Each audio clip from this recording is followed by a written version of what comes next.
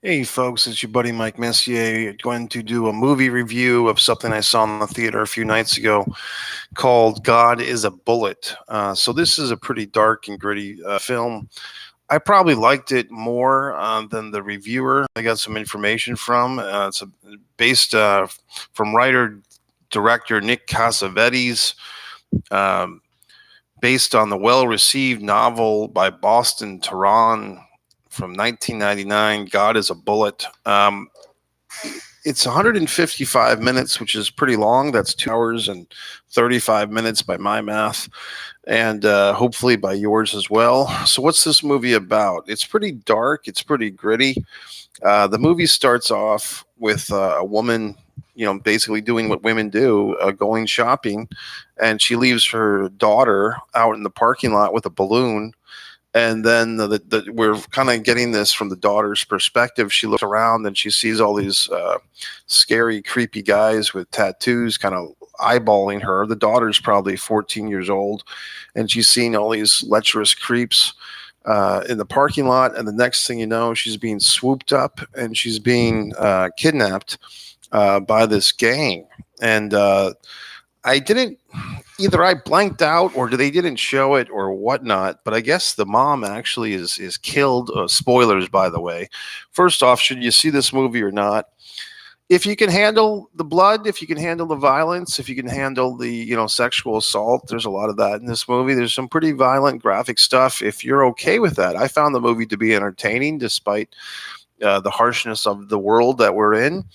Uh, Reminded me of like True Romance, from way back when, not storyline wise, but just the level of violence and so forth. Um, so, what's this movie about? Well, our hero comes along with they call him Coyote, is what he becomes known as. He is the. He's a cop. He's a police officer. He's kind of a desk jockey cop who that's his daughter that got kidnapped and his ex-wife who was apparently killed. And I think we also actually, now that I put it together, we see his ex-wife's body, I believe, and we see this her new guy, her new gentleman has been killed, and all these horrible things. And then we're kind of with we're off to the races with this guy, and in the meantime, the tattooed people. And this is one part of the movie I thought could have been better explained or evolved or whatever. Is they're basically like a tattoo gang, and it's like, are they just run of the mill tattooed freaks? Are they? They don't seem to be white supremacists because they have a black guy amongst their ranks, played by Jamie Foxx, who did a pretty good job. But what are they? And apparently, they're supposed to be.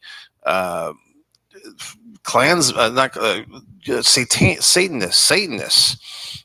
So they're supposed to be Satanists led by this Cyrus leader, but it kind of feels like Cyrus is a second in command to somebody else. He doesn't seem smart enough to be a leader, but apparently he is.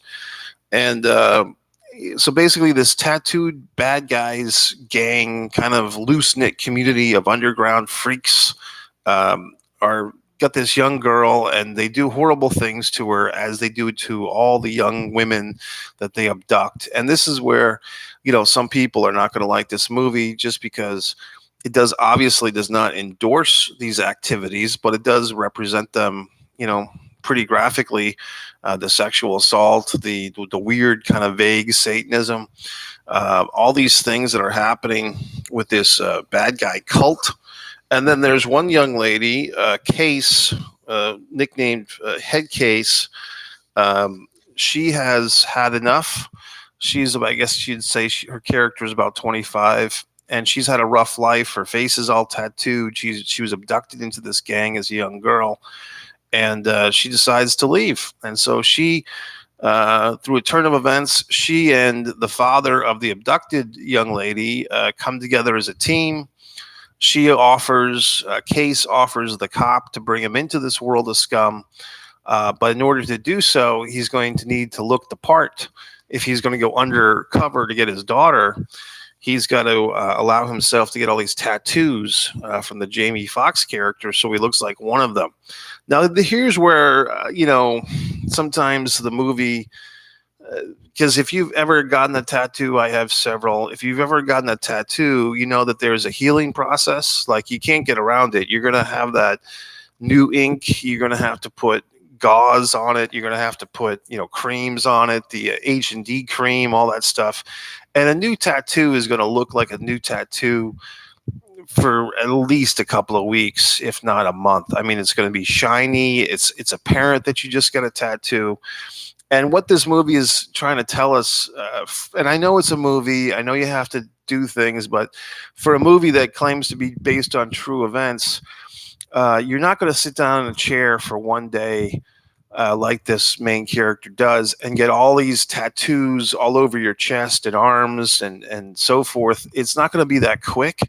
They do show that the guy has to drink some alcohol to get through it, but I don't think they did a great job of illustrating how much time that would take, because the quality of tattoos are actually fairly decent. And, that's going to take a couple of days. It's just not going to be a one day, just in my experience, it's not going to be a one day thing. Yes, you can get a great tattoo in one day, but one tattoo, not your whole body, not your whole chest, not your whole arms. And I just found that to be a little bit disingenuous, which threw me off.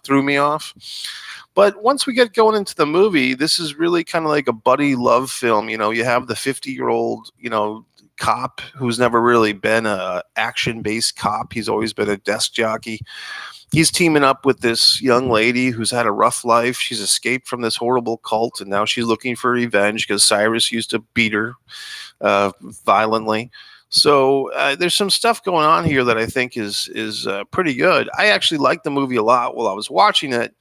But it's kind of like a homemade, or a pizza you buy at the local pizzeria that it's got like air bubbles in the crust, and maybe a piece of pepperoni fell on the ground and they put it back on there. Like, there's some things about this pizza that are not perfect, but you do like it anyway. It just tastes good, And I think that for me, this movie, the violence, the culty world of it all.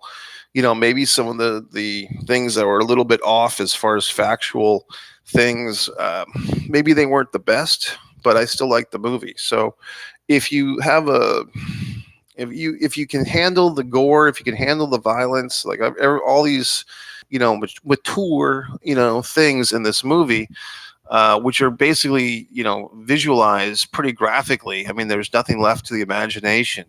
Maybe that's part of the reason why this particular reviewer, canned this movie.